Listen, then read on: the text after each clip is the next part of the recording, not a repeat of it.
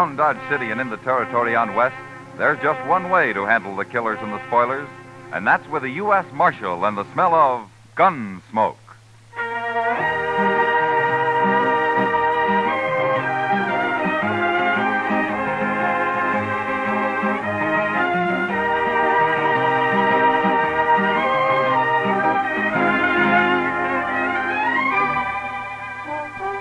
Gunsmoke, starring William Conrad. The story of the violence that moved west with young America. The story of a man who moved with it. Matt Dillon, United States Marshal.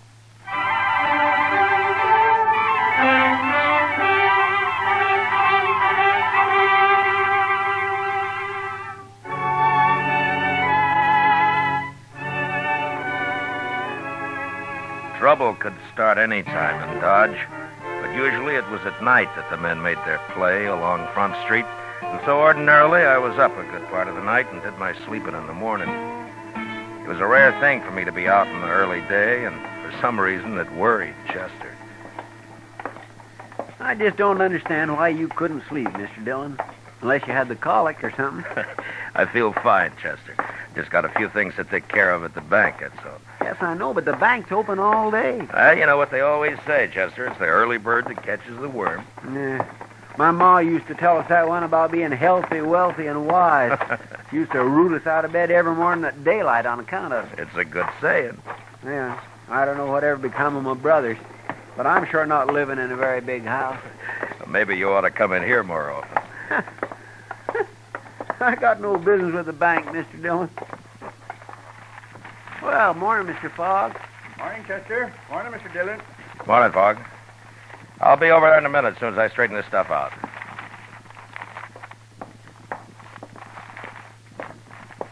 Good morning, Marshal. Good morning, Mr. Pap. You taking money out, Marshal, or putting it in? Neither, Mr. Pap. This is government business. Oh, I see. Who are those men, Marshal? What? I say, who are those men? I never saw him before. That one in the middle holding the envelope, he seems pretty excited about something. Certainly, sir. What can I do for you? I want a loan of money immediately. Well, we'll do what we can, sir. First of all, how much do you want? $20,000. 20. Mr. Pat. Yes? Yeah, excuse me, Marshal. Gentlemen, this is our president. You'll have to talk with him. I heard you say $20,000, gentlemen. That's a lot of money. What do you have for collateral? My collateral, sir, is right here in this envelope. You may look at it, but don't reveal it to these other gentlemen. These are playing cards. Don't name them. I'm afraid I don't understand. Well, I've been in a poker game at the Texas Trail all night long. Right now, there's about $40,000 in that pot. There are some good hands out. I've put every cent I have into it already. Now, they've given me just 20 minutes to come up with more money.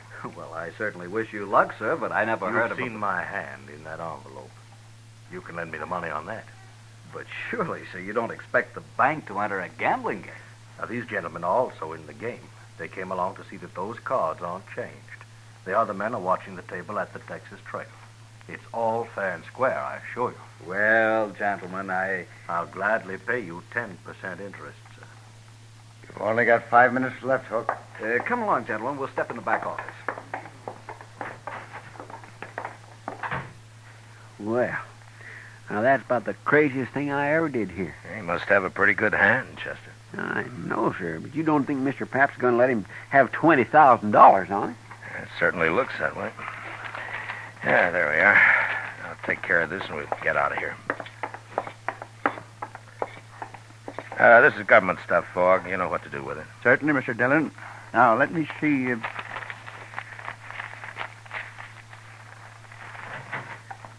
Marshal, I want you to come with me. What? These gentlemen, there's a poker game, and I've got the money here. I think you'd better come along just to be safe. You mean you gave him his $20,000, Mr. Pap? Yes, of course. Now, come over here, Marshal, I'll tell you. All right. Marshal, that man Hook there has 4 aces and a 10 in his hand. It's a sure thing. Why, the bank stands to make $2,000 on this loan, and it won't take but a few minutes. Well, you run the bank, Mr. Pap, but are you sure you ought to take a gamble with other people's money this way? I can't lose. There's not a chance in a million. But I want you to protect this money till I get it back here. Well, all right. I'll see nobody takes it at the point of a gun if you think that'll help. Good, good. Now, you come along, then. Hook's only got a few minutes to get back in the game.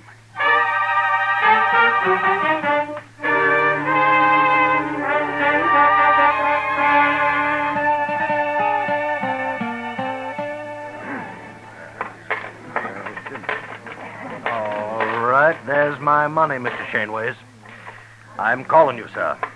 You must have a pretty good hand, Hook. All the trouble you've been to. You will see it. What have you got? 5 little hearts, all blue. I win, sir. 4 aces. But look at my hearts. They read 2, 3, 4, 5, and 6. Straight flush.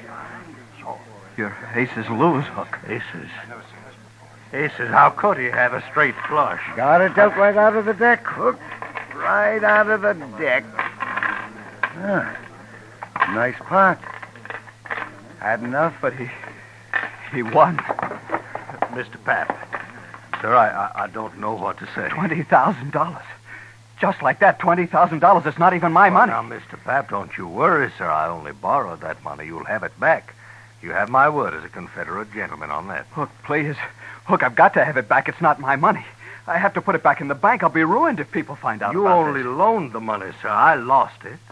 Now, I'll send for it today, sir. I'll wire my agents. They'll have it on the next Santa Fe that leaves St. Louis. No, Hook.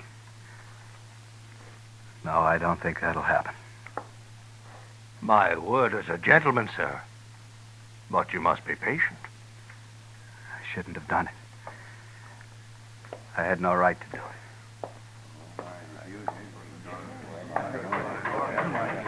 Chester, Yes, sir. go tell Doc I want to see him. Yes, Mr. Dillon. All right. Everybody. Now listen to me. All of you. Now, I don't want a word said about this to anyone. The bank's important to Dodge, and this could ruin it. Do you understand? We have no reason to spread. All right, then see to it. Or there'll be trouble for all of you. Well, certainly, Marshal. No reason to spread. We all understand.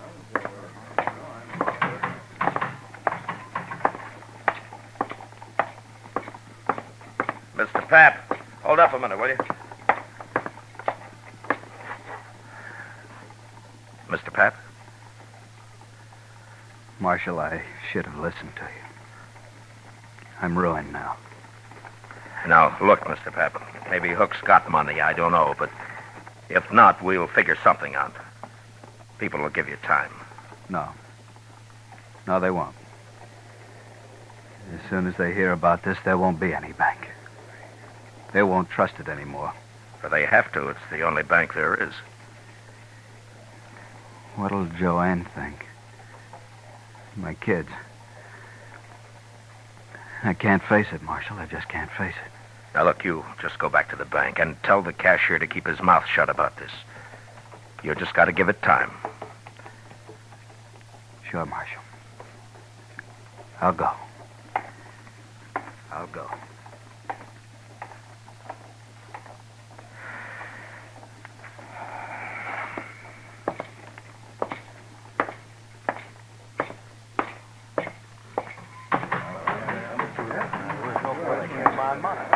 Oh, Marshal.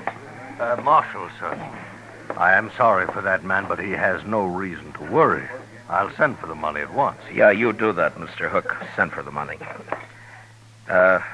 Gentlemen, what are your names? My name's Shaneways, Marshal.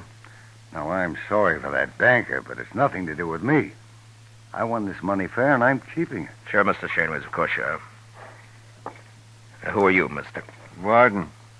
And I agree with Shaneways. Gambling money's fair money. Nobody is arguing that, Mr. Varden.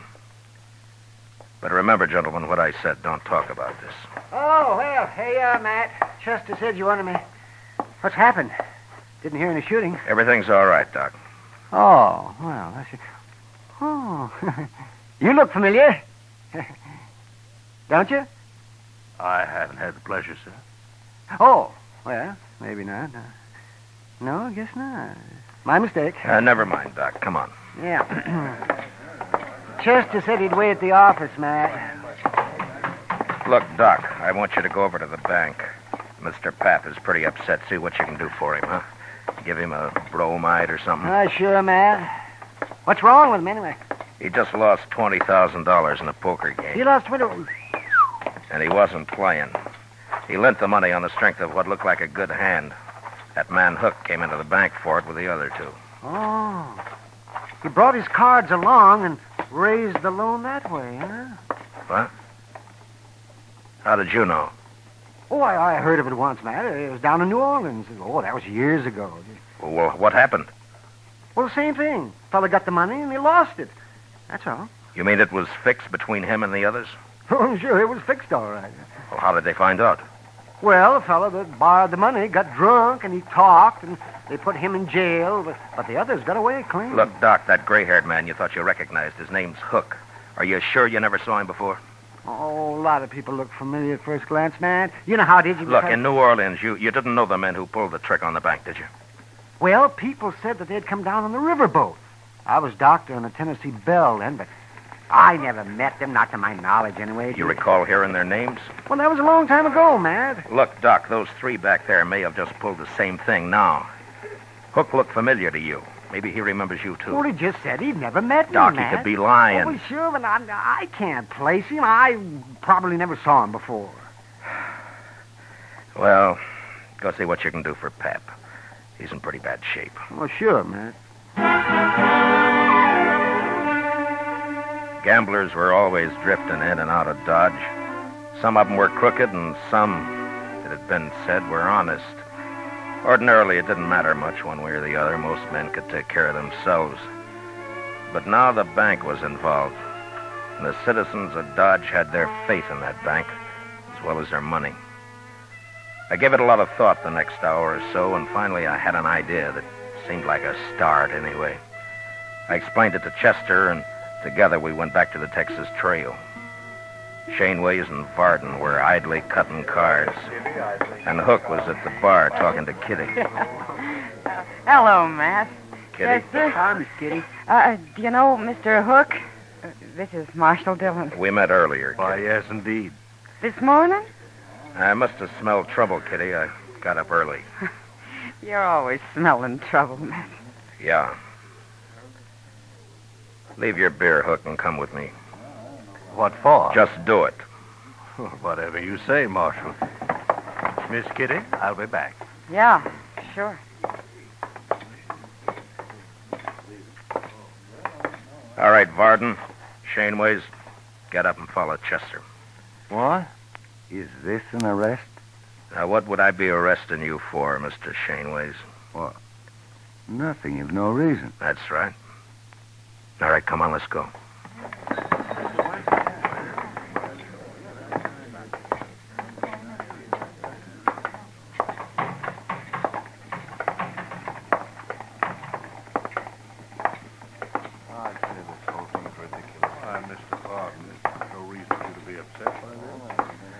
Just follow her along, please.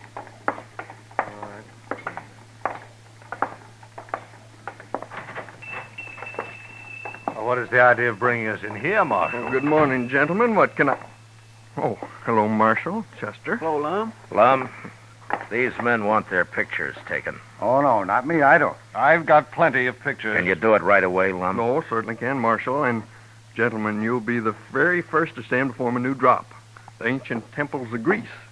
It'll lend you dignity and power. What's the idea of this, Marshal? Lum's just going to take your pictures, that's all. Oh, Lum, front and side views both, huh? Oh, certainly, Marshal, certainly. And then, gentlemen, if you leave Dodge, any of you, it'll make it a lot easier for the law to find you and bring you back. Wherever you go. This is outrageous. I won't stand Now, for just it. Wait, Varden, wait a minute. I agree the Marshal is being a little high-handed, but after all, he must protect himself in his job. But since we've done nothing wrong, we have nothing to fear. Sure. Hook's right, Wolf Varden. I'll go first. Are you ready, Lum? No, right this way, sir. Chester, you stay here and wait for the pictures. Bring them over when they're finished. Yes, sir, Mr. Dillon.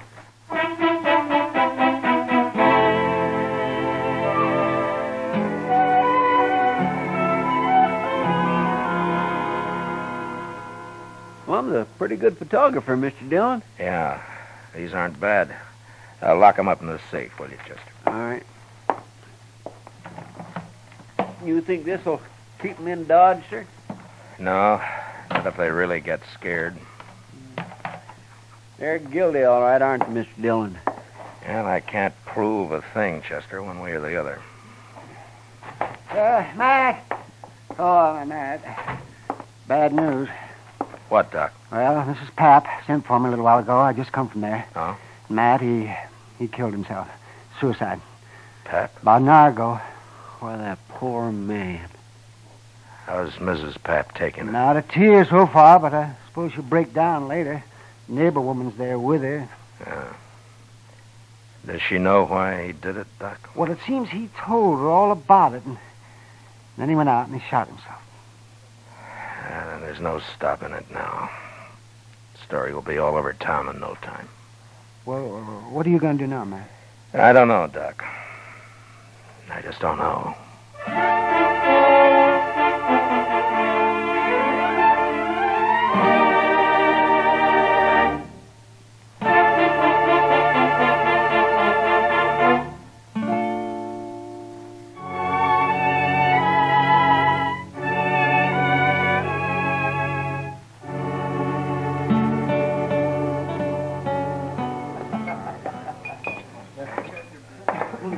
I'll buy you a drink, Kitty.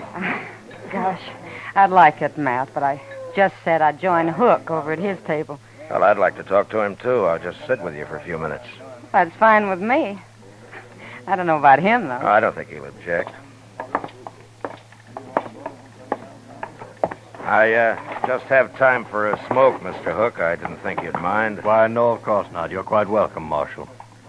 May I buy you a drink? No, thank you. Marshal, I want you to know I sent for that money today, just as I promised. Oh?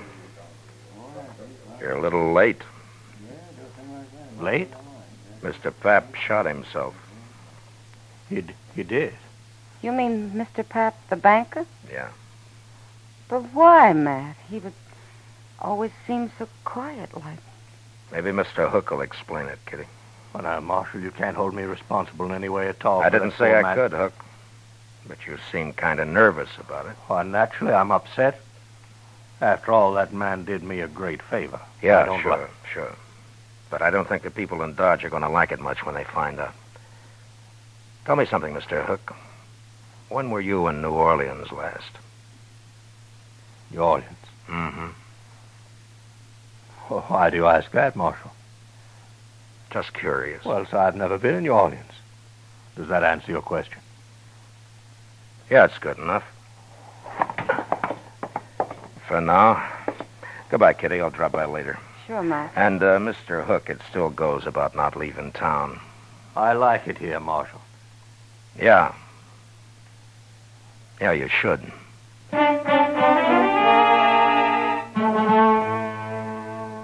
Maybe I should have arrested Hook and his friends without any evidence and just seized the $20,000 and put it back where it belonged. That might have saved people's faith in the bank, but I figured my job was to give them faith in the law, and I couldn't do it that way. I'd made it plain to Hook what I suspected, and I hoped it'd scare him into making a mistake. And it did. But I didn't learn about it until next morning when I was having breakfast at the Dodge house. Mr. Dillon? What? I've been looking everywhere for you. At your room, Delmonico's, the Texas Trail, everywhere. This is the last place I hit. Well, what is it, Chester? Here.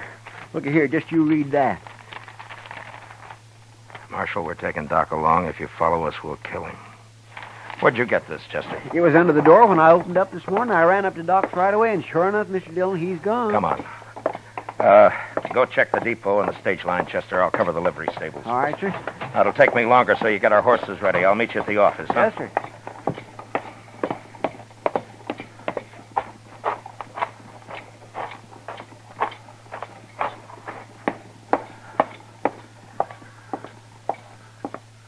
Well, it's the marshal. You're out early today. Not early enough, Andy. Yeah? What can I do for I want to know if you rented out any horses last night. you? Well, sure, a few. Why? Did you rent 4 to anybody, 4 in a bunch? Why, yes, I sure did. Be back today, so they said. Who said? Well, strangers to me. Paid me in advance, though. The greenhorn. What time was this, Sandy? Oh, it was late. Yeah, it was way after midnight it was. Something wrong? Yeah. Tell me, Andy, what'd they look like? Well, one was an old fellow, gray hair. Didn't give me his name, though. I don't think I got much of a look at the other one. You have any idea which trail they took out of town? I know I don't. One of them said something about St. Louis. But that's not much help, is it? That might be. Well, thanks, Andy. Oh, one thing, Marshal. Yeah. If you're riding after them, those horses they got are just crowbaits. I didn't figure they could handle anything better. There was nothing to do but take a chance and ride east. Luck was with us, though, and within an hour we cut their trail. 4 horses leave a pretty fair track, and we followed it, riding hard. By dusk, we could tell by their sign that we'd nearly caught up with them. And soon after dark, we spotted their fire. These were gentlemen, maybe, but they were mighty poor hands on the prairie. We left our horses and went ahead on foot. We gonna shoot it out with them, Mr. Dillon? Yeah, we can't chance it, Chester. They'd kill Doc.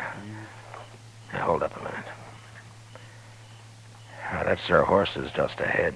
They sure staked them a good piece from camp. Yeah. Lie down, Chester.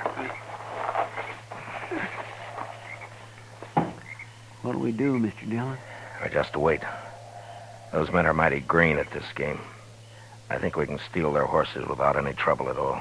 Just leave them afoot, huh? Yeah. Now, look, Chester, when we get those horses, I want you to pick up ours and take the whole bunch out of sight. I'm going to crawl into that tall grass just to the left of the fire there and hide until morning. Mr. Dillon, why can't I go with you? Every time we get in trouble, you always send me off alone somewheres. You always do everything alone. Do as I tell you, Chester. Yes, sir. You just wait till you hear gunfire, and then ride in fast and bring all the horses. All right. Good luck.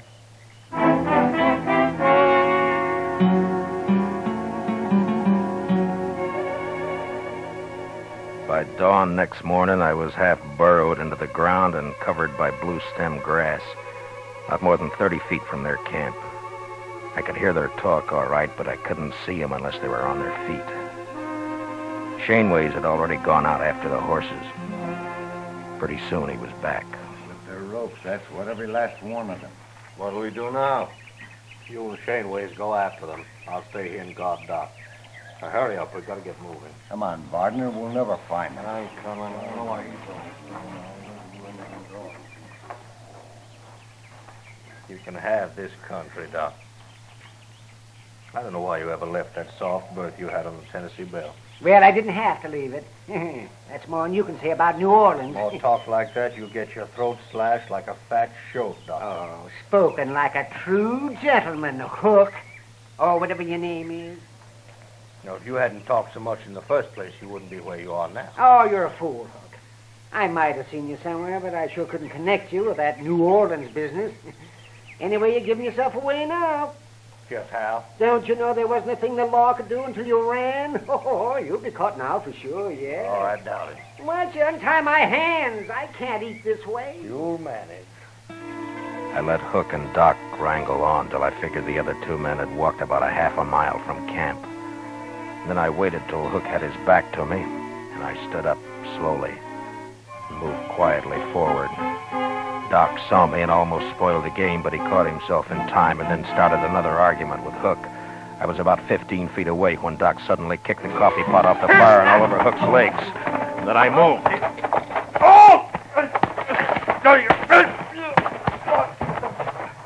Hit him again, Matt. He can stand it. No, that's enough. All right, get up, Hook. Marshal, easy now. Don't shoot. Get Doc untied and be quick about it. Yes, get me untied and be quick about it. There. Yes. Oh, that feels better. Oh, Hook, if I weren't a professional man, I'd punch you right in the eye. Never mind, Doc. Here, put his gun in your belt. All right, I'm just mad enough. I'd like to have an excuse to use this. Matt, what are you doing? You'll see. Matt! What? You'll have them back here in no time. I got a surprise for Hook, but he's not going to like it much. Huh? Oh, Where they got the money, Doc? He in that saddlebag, right over there, the yellow. All right, get it, will you, quick? Hurry up. Them two didn't get very far away. All right, Doc, if you got the money, get up on the horse. You too, Hook. Come on, quick now. Come on. Look, yonder they come. You see him, Mr. Dillon? Yeah, I see him. They're shooting at us. Well, I'll fix that. All right, hold it, Chester. They can't hit us from there. Come on, let's ride. You just gonna ride off and leave them, Matt? Oh, we got you, Doc, and we got Hook, and we got the money. Oh, but they'll die out here, Marshal. There's none of us know how to live out in this prairie. Well, maybe they'll learn. It's a good way. You're murdering those men. Oh, they'll be all right for a few days, Hook. You'll all meet in prison. All right, ease up. Oh, We've left. what do you plan to do about this? They're full of fight right now, that's all. I don't want to have to kill them to take them. But in a few days, they'll be so hungry and scared we can walk right up to them. Nobody will get hurt that way, neither them or us. Mr. Dillon? Yeah, what is it, Chester? Mr. Dillon, later, in a couple of days, let me come back and bring them in. What? Just me this time, alone. Well, now, Chester, Please, Mr. Dillon. Okay, Chester. You can do it. Alone. Thank you, sir. All right, Hook. Ride a little faster there. We ain't got all day.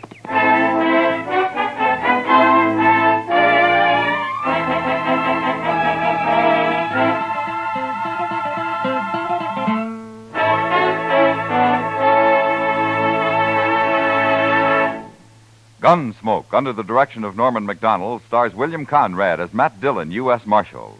Tonight's story was especially written for Gunsmoke by John Meston, with music composed and conducted by Rex Corey.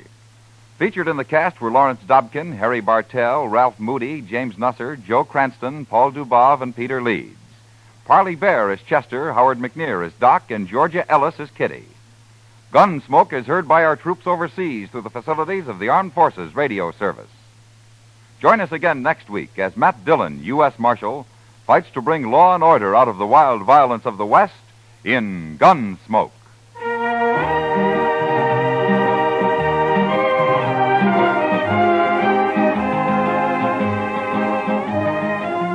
This Monday night on the Lux Radio Theater, June Allison recreates her original screen role and appears as the Girl in White.